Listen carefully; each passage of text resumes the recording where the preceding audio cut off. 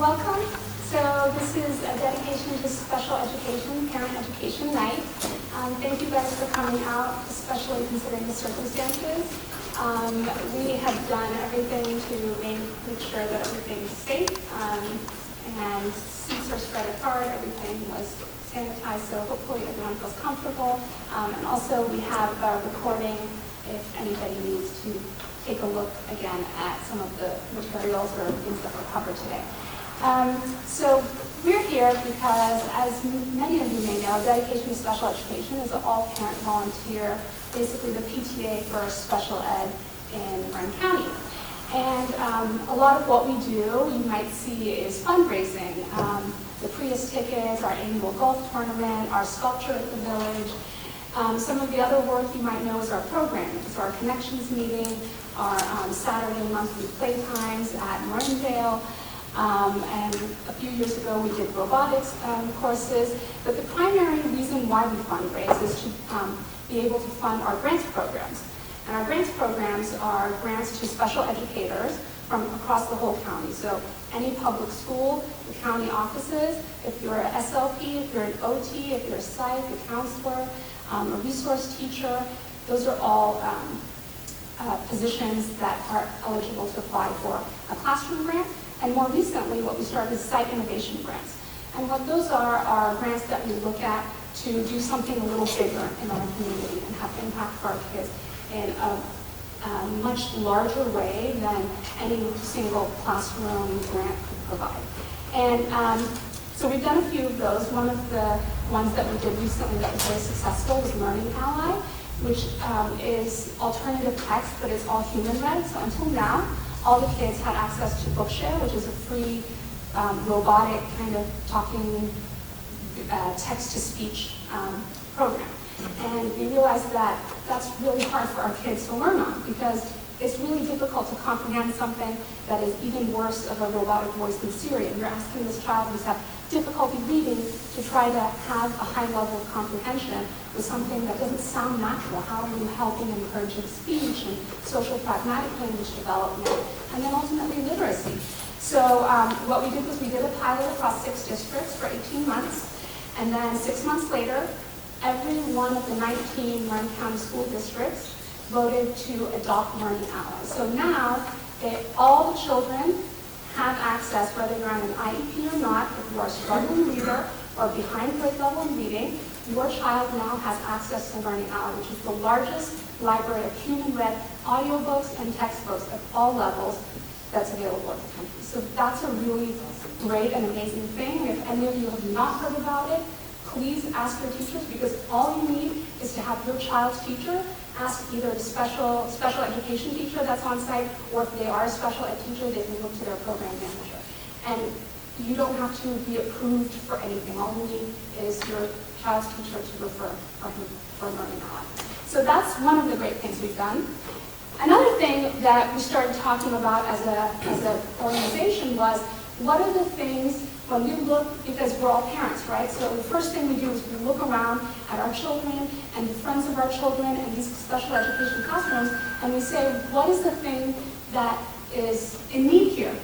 And what we've come to realize is we spend a lot of time talking about our children being included in general education, whether it be in enrichment programs or with academics, or in general being included in a meaningful way. Not just how much percent of time is my child sitting in the corner of the classroom, but how much of my child's time is meaningfully spent in that general education classroom or a larger setting. And what we realized was it's not just an IEP issue. It's a culture issue. It's an issue around everyone understanding. It's not me and the parents in here that need understanding. It's everybody out there that needs understanding. And so we started to brainstorm and try to come up with, how do you address a problem that's that big? And what we realized is you do it with a site innovation grant. And so that's what we're here tonight to share with you. One of the primary pillars of our pilot program, which is going to look at how do we increase empathy, inclusion, understanding in our community. So that's not just the 5 kids in my son's special day class. It's all the kids on the campus where that special day class is. It's their parents. It's everyone. People who are in general education who have never had a student with autism spectrum in their classroom. It's for everybody, because at the end of the day, at 3 p.m. when the bell rings, my child is out on the street with all these people. And that's really important for us to try to look at how can we affect their quality of life in a positive way. And also, it's not just about our kids. The child that has tolerance, that has empathy, that has understanding and social awareness is a better person themselves. So it's not just about our kids, it's about elevating every child. Every child deserves to have the ability to develop these skills. And so I'm really excited, with all that said, to introduce Sam. So I'm not going to speak more about the pilot just because we're still in the process of site selection. The hope is that in 5 years we've covered all of the entire county in terms of county classes, and hopefully we hope to encourage all, as we did with Learning Ally, all 19 school districts to adopt some version of this pilot. So, Sam Drazen is Executive Director of a nonprofit called Changing Perspectives. And what they do primarily is they work in schools through a variety of channels, through coaching in the classroom, assemblies, teacher professional development, parent education nights. And his work is centered around helping everyone to understand what is the right way to talk about our kids. Because there might be, like one example from last year, a very well-meaning community that gets a special day class and they want to try to include those kids, but they don't actually know how to do it. So what they end up doing is something that's very hurtful to those parents. And I won't go into more details, but basically, what we discover upon further dialogue is these people were really well-meaning. They actually wanted to include the kids. They just didn't know how to introduce the children. And so it's a real issue if every educator on that campus doesn't really know what to say. So Sam has the amazing gift of being able to give us that language. So I hope that tonight he can share with you guys some of the work he does and some things that we can take away, so that when we're sitting with our neighbor talking about a child who's in a wheelchair, we're able to do that in a way that is meaningful for that person, that gives them the opportunity and the skills to be able to then, next time they see another person who they don't know in a wheelchair, they understand what is the language that allows me to discuss this without being hurtful to that person or being fearful myself because I don't want to offend somebody. It's time to stop ignoring our kids and to start to learn how to talk about them. So I'm super excited. I can't wait in a few months to share more details about our pilot, where the first sites will be. But in the meantime, I will let Sam get started. Thank you. Thanks, Atria, for that introduction. And again, I would just echo, thank you for being here. I know there's a lot going on in the world, and I really appreciate you being here on a Thursday night to join us. So as Atria said, my name is Sam Drazen. I am the executive director and founder of a nonprofit organization called Changing Perspectives. Outside, when you grabbed your water bottle, there was a packet of information. In that, there's a brochure about Changing Perspectives that tells you more about what we do and why we do it. And there's also, we put together a one-page sheet that you can take home that has some of the resources that I'm going to talk about tonight, as well as some tips and tricks for things that you can do as parents to continue these conversations at home. My contact information is on the top of that page, so please don't hesitate to reach out. But what I'd like to do is kind of take you through a little bit of the work that I do, why I do it, we're going to think about tonight as kind of an introductory and overview night of this work. And then I'm planning to save a good 20-25 minutes at the end for a conversation. So questions or comments that you might have about this work. So a little bit more about me. I live on the other side of the country, so lucky me, I get to fly home in the midst of all this chaos in our world tomorrow. I live in Vermont. I am a former elementary educator, so I taught 3rd grade and 5th grade for a number of years, and I left the classroom about 6 years ago to venture into this work. And I decided to venture into this work for a couple of reasons. One, because I realized that my general ed classroom was becoming more and more diverse of a variety of different learners. And the expectation on me was to create an inclusive learning environment for all of my students to learn and play together. And I felt like I couldn't necessarily do that unless I model with you. So at Changing Perspectives, our motto is promoting awareness, inspiring empathy. Now, oftentimes in schools, you hear that teachers talk to students about empathy. And the way that they describe it is putting yourself in someone else's shoes. Now, I think that's a pretty elementary description. That's not very deep. That doesn't really get to the root and the complexities of empathy. And in school, you always hear teachers saying, show empathy for the other student. Put yourself in someone else's shoes.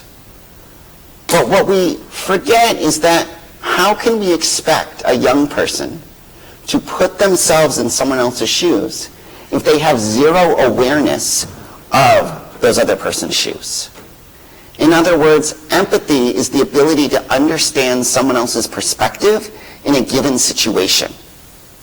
We can't expect ourselves as adults, let alone our kids who have less life experience, to be able to have empathy or perspective of someone else's situation if they have zero awareness or understanding of someone else's situation. So I like to use this house to describe it.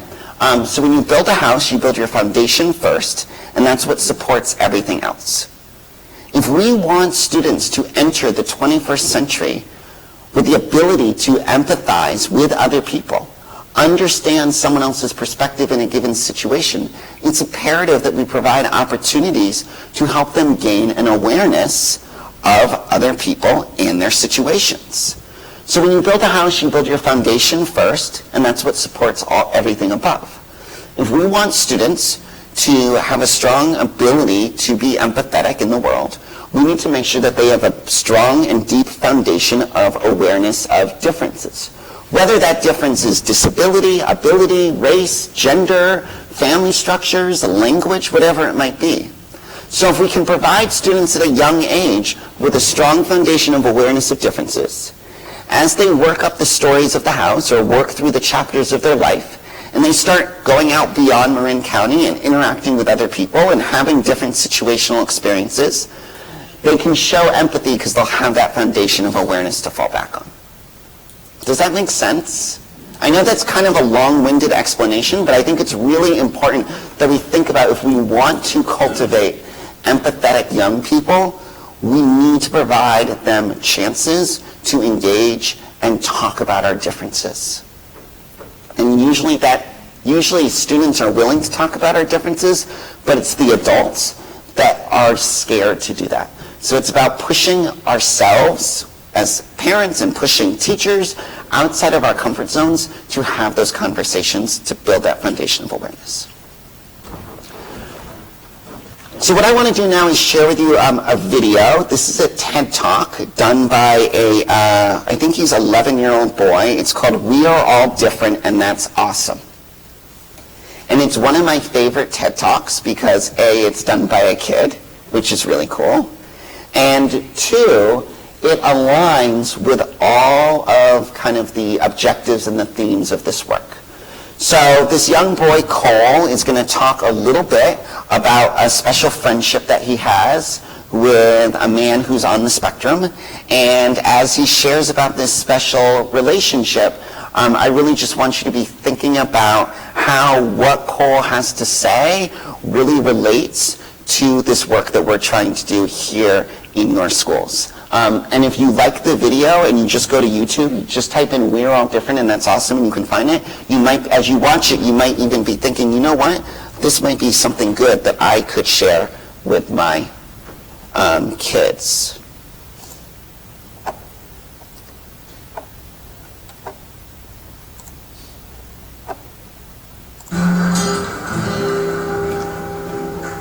My name is Cole, and over the next few minutes, I'm going to teach you that it's okay to be different. Since a young age, I've worn different colored socks and 2 different shoes. Why? Because I am unique, a standout from the crowd. I feel best when I am being me. This summer, a funny thing happened. I was in a bookstore with my mom when I realized everyone was strangely quiet. And so I did what needed to be done. I started singing. As a joke, my mom pointed to a book and said, "Hey Cole, this book is for you." I pulled it out and read the cover. Here's what it said: "You're weird."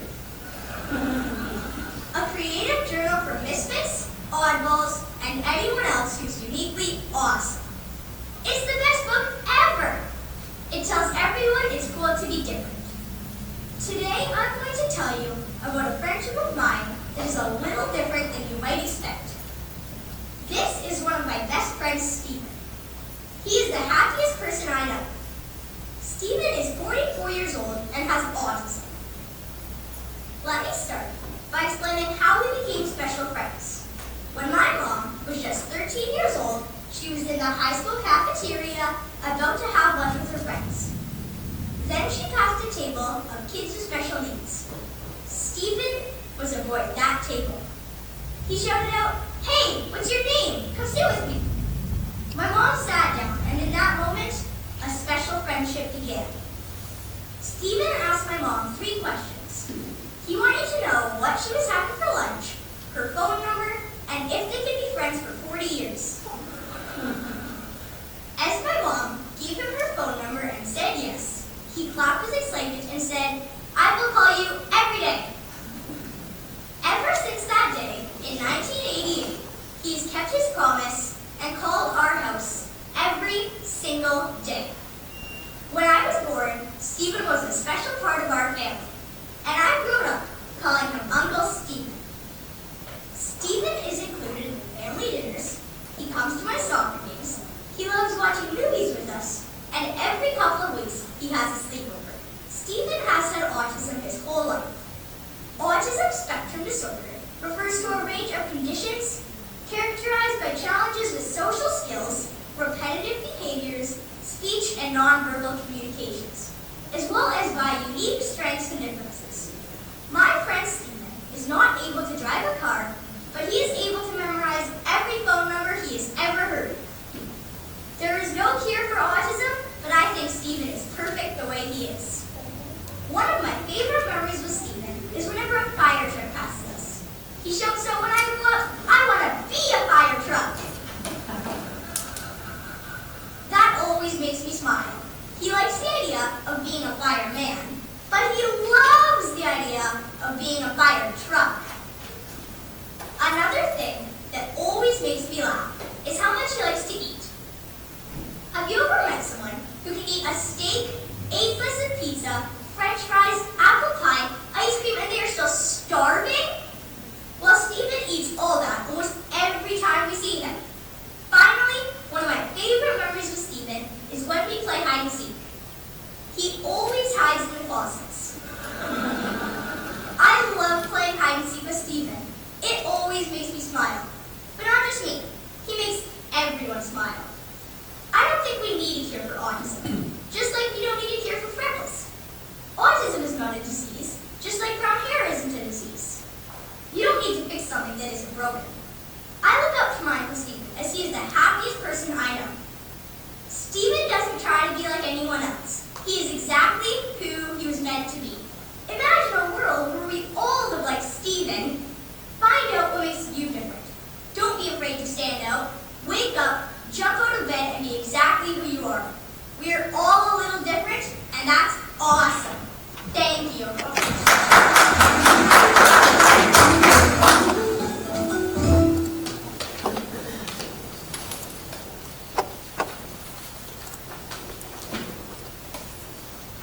It's kind of hard for me now to top that. But that's the goal, right?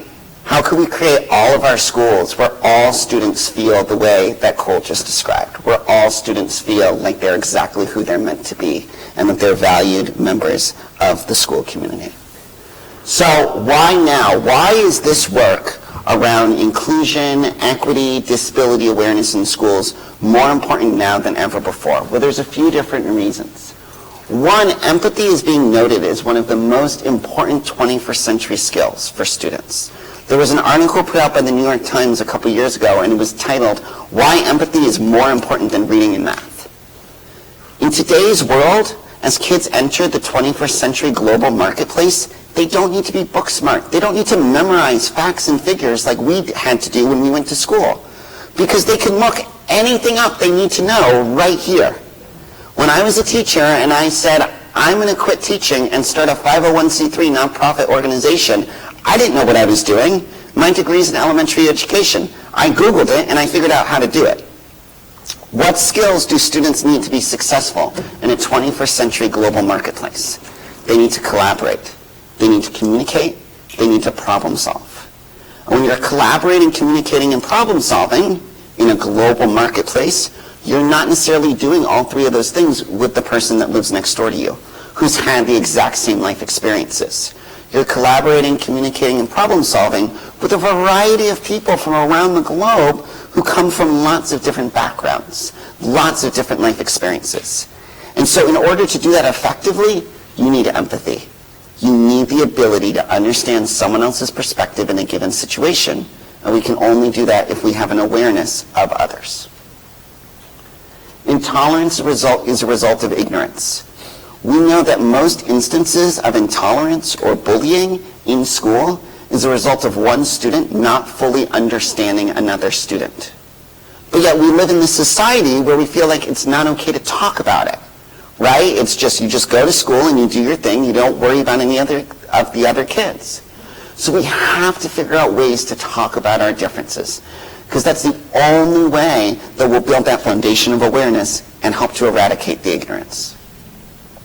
And as we know, our school communities are more diverse now than ever before. And a lot of that diversity isn't visible the way it used to be. There's a whole host of invisible differences that we're all struggling with.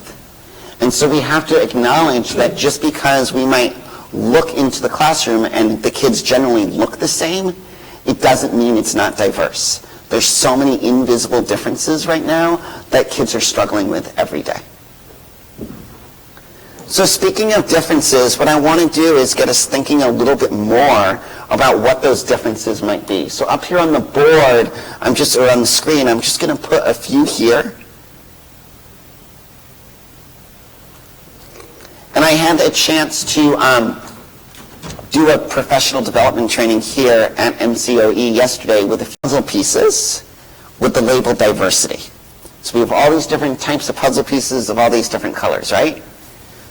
And that's diverse. We have a whole bunch of different kids on a school campus. But they might be in separate classrooms. They might not be interacting.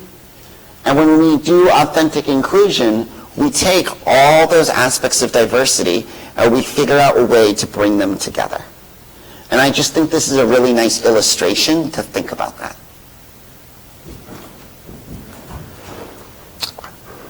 Disability is the largest minority in the world. Disability is the only minority that crosses all races, genders, ethnicities, socioeconomic groups. You could be born with a disability, or you could acquire a disability later in life. There are visible disabilities and invisible disabilities.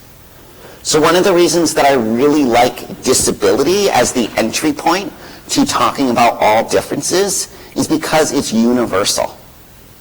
Disability could be as broad or as specific as we want to make it. Every one of us in this room has some sort of disability. We all have something that we're trying to get a little bit better at. So up here on the screen are some statistics to kind of just show you a little bit more how prevalent the disability population is.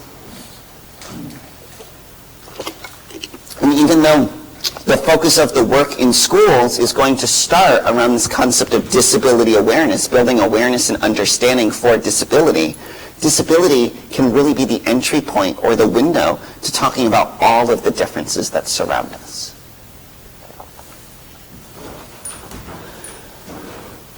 So I want to show you another little video clip. I'm only going to show you the first 1 minute of it. It's a longer video clip. But it's a superintendent from a school district talking about what inclusive education means to him. And what I really, really love about this is it's the first line. He talks about inclusive education, and he gives his own description for it. And I just can't articulate it as well as he can. So I think you'll enjoy this. And it is part of a longer, like, I think it's 11-minute video. So if it's something you want to look more into, you can just go, if you just go to YouTube and type in all-inclusive education, it pops up. My challenge to leaders 5 years ago when I stepped into this role, how do we create a district where everybody's in and not excluded intentionally by design or unintentionally?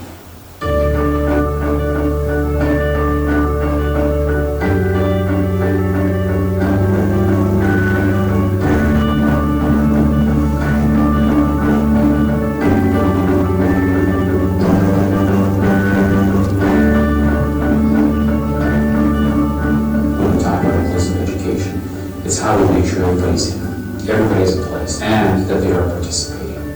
How we do that is something that we're constantly learning, because it's a big challenge for us.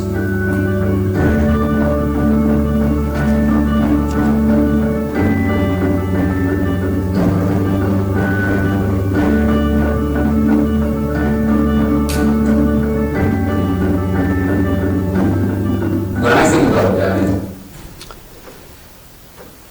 so I really like the way he talks about how do we make a place where everybody's in, where everybody feels a sense of belonging, and everybody is participating. And I would add participating to their ability level.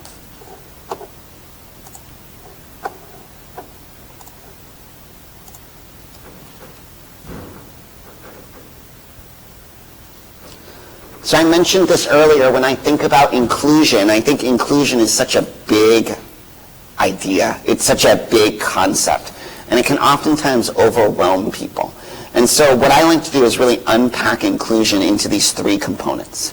How do we create a system where academics, or the content, what we're trying to teach, is inclusive and accessible to all students? And that's kind of like one way we can think about it. How do we create physical spaces that are inclusive and accessible to all students? And when I say physical spaces, that's beyond making sure that a student in a wheelchair can access every part of the building. That's, do we have a sensory room for students who might benefit from that? Do we have chairs in the classroom that are inclusive to all students? Really thinking about physical space and physical items, the lighting, the sounds. How do we really think about that in a very holistic way? And then how do we create an environment that's socially inclusive to all students?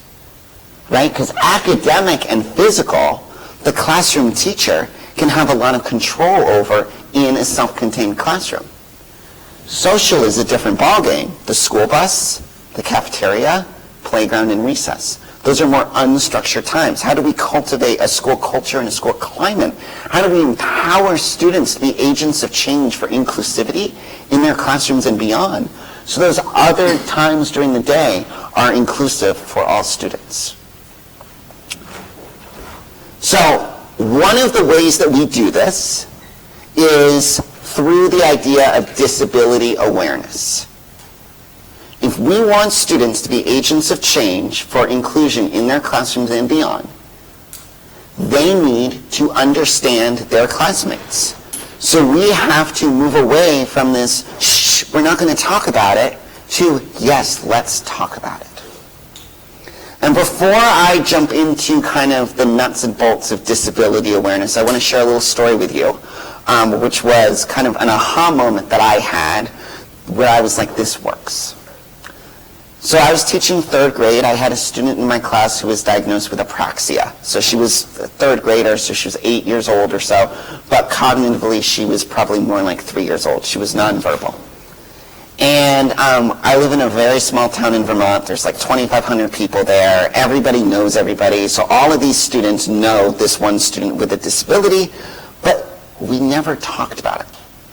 So one day I was talking to the student's mom on the phone, and I was talking a little bit about how, third grade is kind of like that pivotal year between lower elementary and upper elementary, and that things might change socially, and so we might want to start sharing a little bit more with the class about this particular student. And the mom was like, finally, you're going to talk about it. So the mom came in, and the paraeducator was there, the student was there, and all the other students. We were sitting in a circle at morning meeting. And I started out by saying to the students, boys and girls, we're going to talk about something a little bit different today, and this is kind of private information that stays in our classroom community. And I kind of turned it over to the mom, and the mom talked a little bit about, why her daughter was born with apraxia. And then after that, the paraeducator and the special educator shared a little bit with the students about, how this student is learning things, but at a different rate, and kind of how she's learning things and how her brain works. And then I said, so who has questions? Like, what are the questions? And of course, all the kids are looking at each other like, wait, we're actually allowed to ask? We're actually allowed to talk about it? Like, I've been told, just like, go to school and don't worry about her. She has people that help her, and go on with your day. So it took a little probing. Yes, you can ask any question, that sort of thing. And finally, a student raised their hand and said, well, what does she like to do on the weekends? And her mom said, well, she likes to ride her bike, and she likes to watch TV, and she likes to play with her sister. And another student raised their hand. Well, what TV shows does she like? Well, she likes SpongeBob, and she likes this, and she likes that. Another student raised their hand. Well, I like SpongeBob too. 3/4 of the remaining conversation was not how this student was different from her peers, but how her peers were the same as the student. And sometimes we can't talk about our similarities and make those connections until we first push ourselves outside of our own comfort zone and talk about the differences. So it was in that moment that I really had like this light bulb. Like, yes, if we can educate, if we can create safe spaces for students to talk about these things, we empower students to be those agents of change. They now understand their classmate better. So when they're outside at recess, when they're in the cafeteria, when they're on the school bus, that understanding, that shift and change in perspective and attitude towards their classmate will translate into a shift and change in action.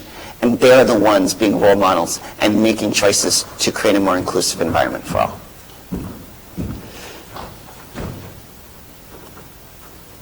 So what is disability awareness?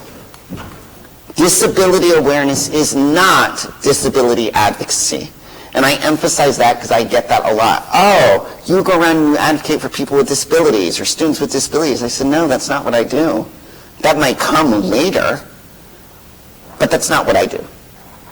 Disability awareness is educating all students about disabilities. It's not just taking the students with disabilities and talking to them about their disabilities.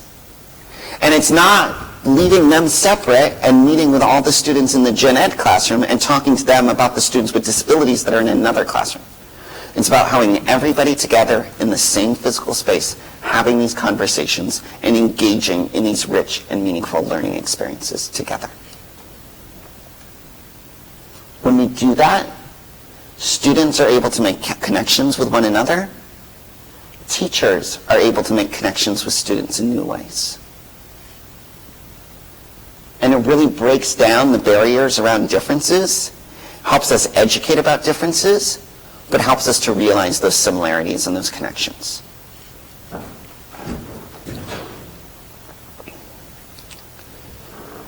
So disability in 2020, the largest minority in the world, I mentioned that a little bit earlier with some of those data points.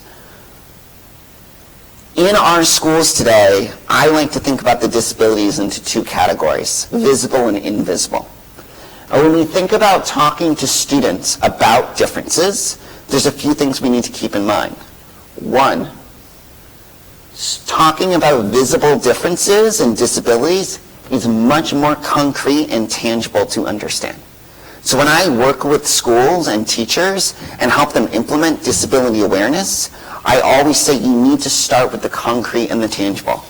And I have a lot of teachers that'll come up to me and say, well, I want to talk about autism spectrum because we have a lot of students in our class on the spectrum. And I say, you can't. That's too abstract. Students can't empathize with that right away. Start with the visible and the tangible and then work towards that. Build the climate, build the culture, create a safe space, and build the language around how we talk about this before we get to the more abstract ones. The visible ones are more defining. However, visible disabilities tend to lead us to make stereotypes and bias. Has anybody read the book Out of My Mind? you should all read the book Out of My Mind. So Out of My Mind is a story about a teenage girl who has cerebral palsy and is nonverbal. And it's told through her perspective, and she makes her school's quiz bowl team and like helps them succeed to the finals or whatever. But what I love about that book is it's a reminder that just because someone has a visible difference or a physical inability doesn't mean they have a cognitive inability. And I think that's something we really have to remind ourselves of. Just because someone maybe can't talk with their mouth and they need a communication device to talk doesn't mean they don't have a lot to offer the world. Invisible differences, definitely growing in number in terms of the number of students who are struggling with learning disabilities or anxiety, other mental health challenges. They're more abstract, much more abstract.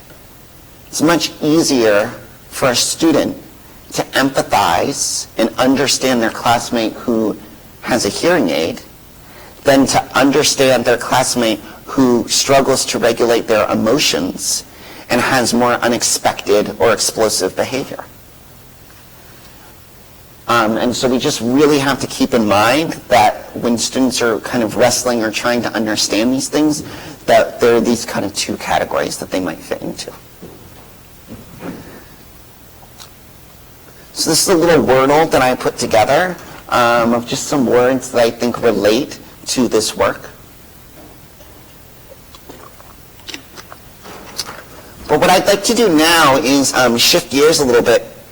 And I've already kind of established who I am, what I bring to this work, a little bit about why this work is important, this idea of what empathy is. And so now what I want to do is shift gears and hopefully give you as parents some tools as to things that you might be able to use to continue these conversations or start these conversations or have these conversations in more successful and productive ways with your own kids.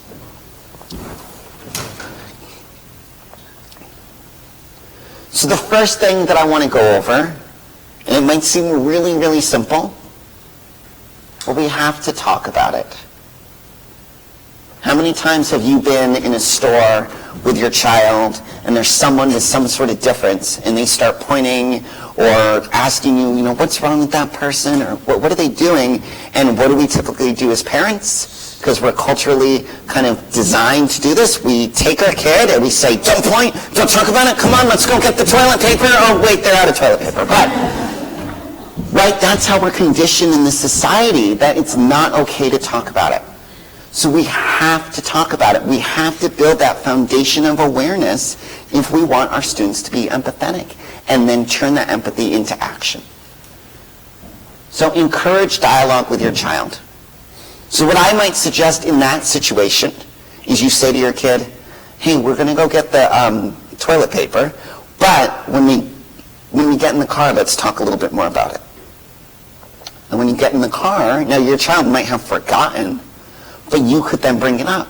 So you get in the car and you might say, hey, remember when we were in the produce aisle and there was someone that looked a little bit different? And your kid might go, yeah, he was really weird looking. He was kind of a weirdo. Right? We don't want our kids to be referring to people as weirdos. So what I might do is repeat back to the student what they're saying, but in the words I want them to use. Yeah, you know what? It really surprised me, but that they were acting so differently. It kind of made me feel, it was kind of unexpected. I didn't expect that. Yeah, it was surprising to me too. So encourage the opportunities to have the dialogue with your child. Don't shy away from it. When you have those conversations, and I think sometimes we avoid those conversations because we don't know what to say, and as caring adults, what do we want to do? We want to make things better for our kids, right? We want to solve their problems. We want to just make it better immediately. And I think we need to recognize that sometimes that's not possible. And so when we have those conversations, your child might say, what do you think was wrong with him? And again, this is very simple, but I'm putting it up here. It is okay to say, I don't know. It's okay to say, I'm not really sure. But maybe when we get home, we can call Uncle so-and-so who is a doctor, or Aunt so-and-so who's a therapist, or our friend Jill who's a teacher. Maybe we could describe to them a little bit about what we saw. They might have some insight. It's okay to say, I don't know. And it's also actually a perfect opportunity to position yourself to learn together. Whether that's reaching out to a friend or family member, or maybe that's reaching out to a local organization, your Special Olympics chapter, an organization that trains service animals, or another organization that works with a specific population of people. And to say to your kid, I think that person might have had a visual impairment and that's why they had a dog. Maybe tomorrow after school we can go to that organization that trains service dogs. Yeah, that'd be really cool. Like, what a great opportunity to learn together. But we also need to make sure that we can express vulnerability. Feeling with our child. Saying, yeah, that made me really sad, or that made me really confused, or that made me feel a little uncomfortable, or the way that person made me feel a little scared too. But let's figure out what we can learn about them. So I would just really, really encourage you to think about ways to talk to your child. And when you talk to them, think about these 4 bullet points. And these, I believe, are on the handout as well. Now, through these conversations, it's also an opportunity to support your child with personal growth. So just as we're trying to help students better understand others and gain empathy towards others, it's also an opportunity to do some self-reflection and help your children better understand themselves, their strengths, and their weaknesses. And one of the most powerful things with disability awareness is when we create culture and climate where teachers feel safe and knowledgeable in facilitating these conversations, when students who have differences can share about themselves, is so incredibly powerful. I worked at a school doing some coaching, and there was a student that was so empowered by it that he decided that he was going to create a presentation about himself and share it with the whole school. And this was a student in a wheelchair who had a variety of other challenges. And he stood up in front of his entire kindergarten through 8th grade school of like 350 students and shared his story. And I think he was in 5th grade. And it was so incredibly powerful. And I had the opportunity to be there and witness it. And as he left the, I think they were in the gym or cafeteria, as he left the gym or cafeteria to use his wheelchair to get back to his classroom, how the kids, the 8th grade, these huge 8th grade boys were like, hey, like, great job, like, fist bump, like, right on. And just how it built community. So thinking about ways to encourage your child to better articulate or reflect on themselves. So some guiding questions that you might use are up here on the board to really get your child to think a little bit more about themselves. What do you wish other kids in your school knew about you? What are 3 things that make you unique or special? What assumptions do you think people make about you? Now, all of these questions were designed with intentionality to be open-ended. So none of these questions say, what are your challenges? What is your disability, right? These are all open-ended questions. Because from your child's perspective, what they want other kids in their school to know about might be that they really like baseball. Because maybe they're hoping that that will be a point of connection to other students. So again, these are open-ended, and you could do them verbally. You could set up a slideshow, like a Google Docs slideshow, and have your students fill them in. You could have them do an art project where they're cutting out pictures or drawing things. There's 9,000 different things that you could do to help your students represent these in written form, video, pictures, oral presentation, so many different ways that you could do this. Now, I recognize that sometimes it's hard to spark these conversations. So there's a few ways that we can kind of help to spark these conversations. One is through the use of literature. There are so many great books out there right now, and there's some on your one-page handout, and if you want to email me, I can send you a master list of even more books. There are so many great books out there that spotlight characters with differences. Now, one of the reasons why I really like literature is that literature is a lower risk way to initiate conversation. And one of the reasons why I say it's a lower risk way is that if you're talking to your student about, or to your child about a character in a book, that's a separate person. You're not talking about them. You're not talking about someone in their classroom or someone else they know. They're talking about someone who's fictional. So there's great books out there. So my brother Charlie is a picture book about a boy with autism. Rules is a chapter book, again, about a student on the spectrum. Wonder I talked about earlier, about Augie with a hearing loss and craniofacial anomaly. When my worries get too big, about anxiety. Out of My Mind, I mentioned, about a girl with cerebral palsy who's nonverbal and uses a communication device. There's an author who did a whole series of books about students with learning disabilities. One is, If You're So Smart, How Come You Can't Spell Mississippi? About this girl who goes up to her dad, who's like this big corporate lawyer, and asks him to spell Mississippi, but he has dyslexia and can't. There's another one called the Smartest Boy in Math Class, or something like that. The Alphabet War. There's Why Is Dad So Mad? Why Is Mom So Scared? About trauma and emotional challenges. There's tons and tons and tons of books out there. So whether that's a picture book before bed or on the weekend, whether that's, I know we all live crazy busy lives. Go onto Audible. Get one of these chapter books on Audible. Rules. Fish in a Tree, Out of My Mind. I just read a great one, Anything But Typical, about autism. Al Capone Does My Shirts. Fish in a Tree, about dyslexia. Get one of these books on Audible. Listen to it while you're driving to school, or as you're running around to all the various errands that we do all day long. So I'd really encourage you to think about utilizing literature as a really great way to kind of spark these conversations in a very safe way, because we're building awareness and understanding about a fictional character, but that we can take that story, or we can take those conversations and apply them to our daily life. The other thing that I think is really valuable is videos, right? We live in the world of YouTube. It is so easy to find videos, and maybe the video that I showed you earlier today of Cole giving his TED Talk, We Are All Different and That's Awesome, maybe that's something that would be appropriate for your child. Watch that with them. Get their feedback. But we live in the world of YouTube, right? We all have our phones, and I get that we're all busy and everything, but hey, you're sitting waiting at the doctor's office. Instead of your kid playing, I don't even know what they play anymore on their phone, or whether instead of them being on Snapchat or playing Minecraft or whatever, why not pull out your phone and go to the Special Olympics YouTube channel and watch one of those videos?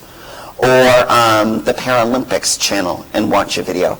There's tons and tons of videos out there, and I want to show you one right now. And as I show you this video, what I want you to think about is, if you showed this to your child or another child you work with, what sort of conversation might come out of that? So this is a little video about a boy named Ezra Freck, and he was Sports Illustrated Kid of the Year a few years ago, and he's talking about his disability. Sports Illustrated also did, they had these two brothers called the Long Brothers, L-O-N-G, and that's another one to look up. They have a great video. One of the brothers has cerebral palsy and the other doesn't, and the brother that doesn't figured out a way to include his brother with cerebral palsy on some of his athletic journey. So that's a really great one too. But I really like this one, and I think you'll enjoy it as well, and be thinking about how you might be able to utilize this with kids in your life.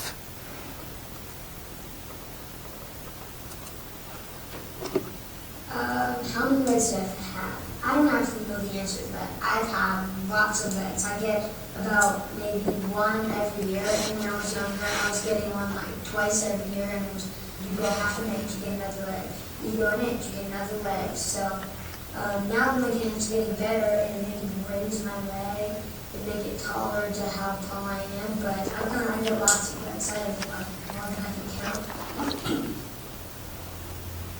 Hi, my name is Ezra Freck.